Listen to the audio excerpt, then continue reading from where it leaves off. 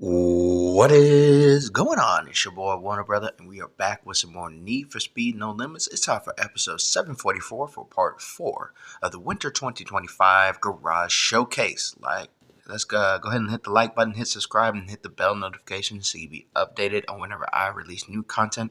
Also, feel free to join my Discord and Patreon so you become members, help support the channel, and help me to produce better content. Let's dive into part 4, where we will be looking at the sports car class. And that's right. We have a total of 14 out of the 43 that are available in the game, so we have about a third of them. And we have a solid amount of cars, specifically German engineered cars, and a good host of them are actually BMWs, surprisingly. Though I'm not a BMW fanboy. Don't get me wrong, BMWs, nice cars. Not bad, but I'm not that big of a fan of them. Going through this list of cars, there are plenty of cars that I currently don't have in my garage from the sports car category. And I believe the highest rated maxed out sports car would actually be the DeLorean DMC 12, the hundreds edition, which I forgot the name of the event that it is part of, but that's the highest one out of the entire sports car class. But that's not what we're here for. We're here to see the cars that I currently have and what the offerings they have. So right now, my highest rated one is the Porsche 911 Carrera, the 991 version.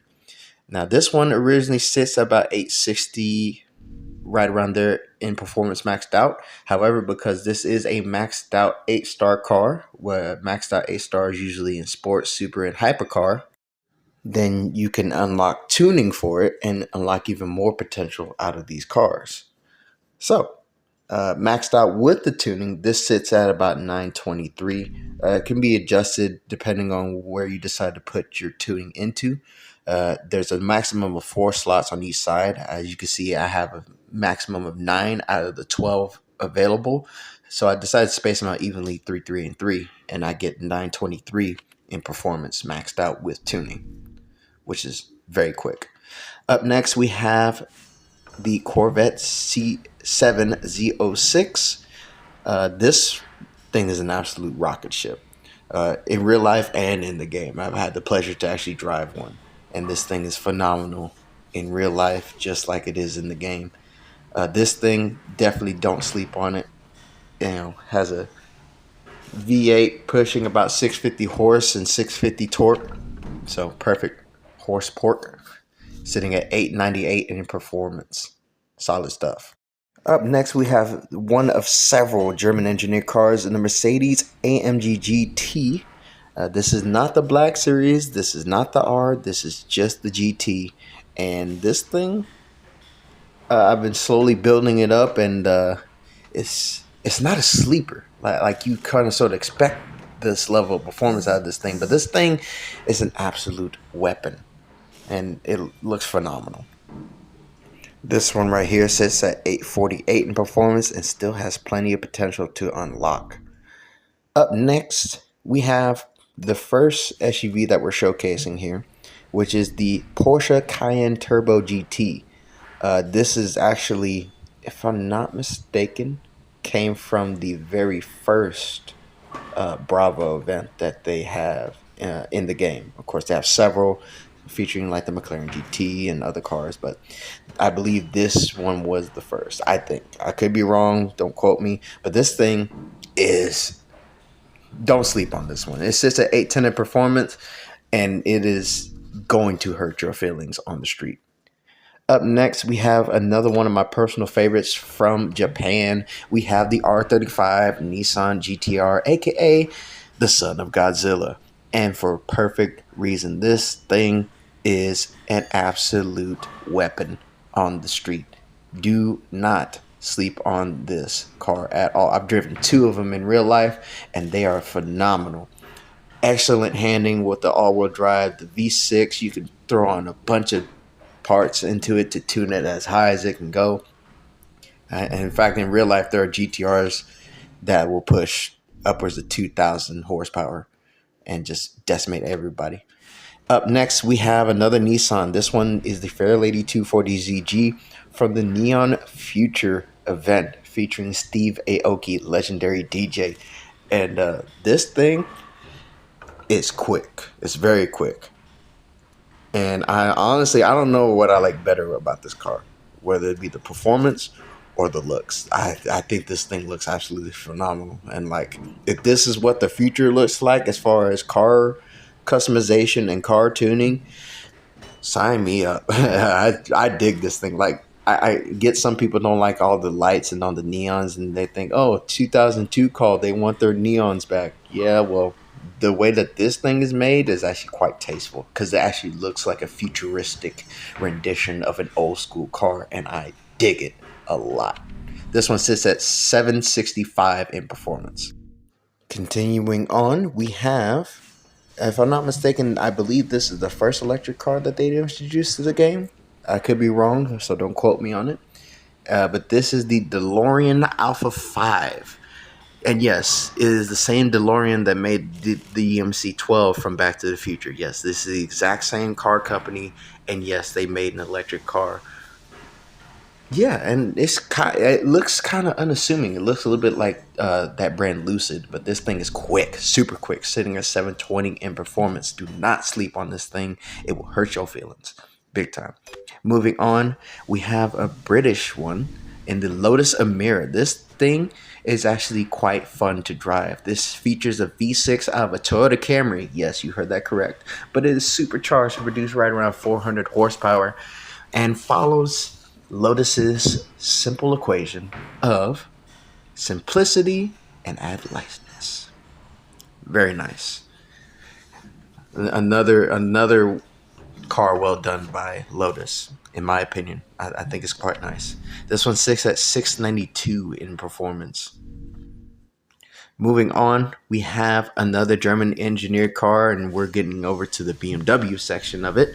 With the BMW i8, this hybrid supercar is definitely not one to be slept on. This thing is quite quick, very quick, and kind of a status symbol in certain circles. I wouldn't necessarily say in all circles, but quite a few celebrities like to have these types of cars. Not so much because of the hybrid thing, but because they kind of do look a little bit. It does look a little bit like a status symbol. This one's 689 in performance. Move on now to another BMW.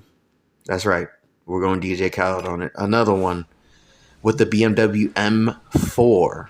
This one, I believe, is from the mid-2010s, if I'm not mistaken. And this thing is actually quite nice. And also very meme-worthy. As a lot of people, you can look up the memes yourself. I'm not going to tell you about them. But do not sleep on this car at all. Like, there are other cars that are faster, but this one is definitely not meant to be slept on either. This thing can and will hurt your feelings, with or without the blinker. This is at 678 in performance. Moving on, we have another Hoonigan car. This one being the Ford Fiesta ST, of course, the Ken Block edition. If I'm not mistaken, this is the one that Ken Block drove in Gymkhana, I want to say 8. I forgot which one it was, the one that he drove in Dubai.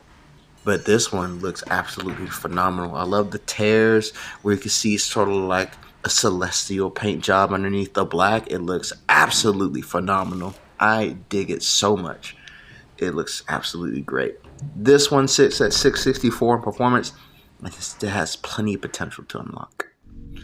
On to the next one, we have another one. BMW M4. This one is the Razor edition. Yes, you heard that correctly. The Razor edition M4. Basically, if you took a modern day BMW and try to toss it in with Need for Speed Most Wanted 2005, you get this. And honestly, it does not look bad. It looks quite nice. I dig it. It's still got plenty of potential to unlock, of course, being a 3-star car, sitting at 611 in performance, but it is definitely no slouch in the slightest. Moving on to the next one, we have another Japanese legend in the Mitsubishi Lancer Evo 10. This is the 10th and final generation of the famed Evolution Lancer. the one that won rally stages all across the world throughout the 90s and into the 2000s. And it is a shame that this car actually left us, and it's a shame of what Mitsubishi ended up becoming. But that's, I guess, life in the auto industry. But this car, no slouch, sitting at 545 in performance and still has more potential to unlock. And last but not least, we have one final BMW, another one. This one is the G80 M3, aka what I like to call it the Beaver Tooth. Why do I call it the Beaver Tooth? Well, the grill says it all. And this one, I went a bit different with. I kept the original paint color on it, and I tossed on the International Women's Day 2023 wrap, sort of like a ghost style like I did with the 67 Camaro in the muscle car class. And it looks phenomenal. It looks amazing. I dig the paint job so much. It looks so nice. This one sits at 533 in performance. And with that, that wraps it up for this episode of Need for Speed No Limits. Tune in next time for episode 745 for part 5 of the Winter 2025.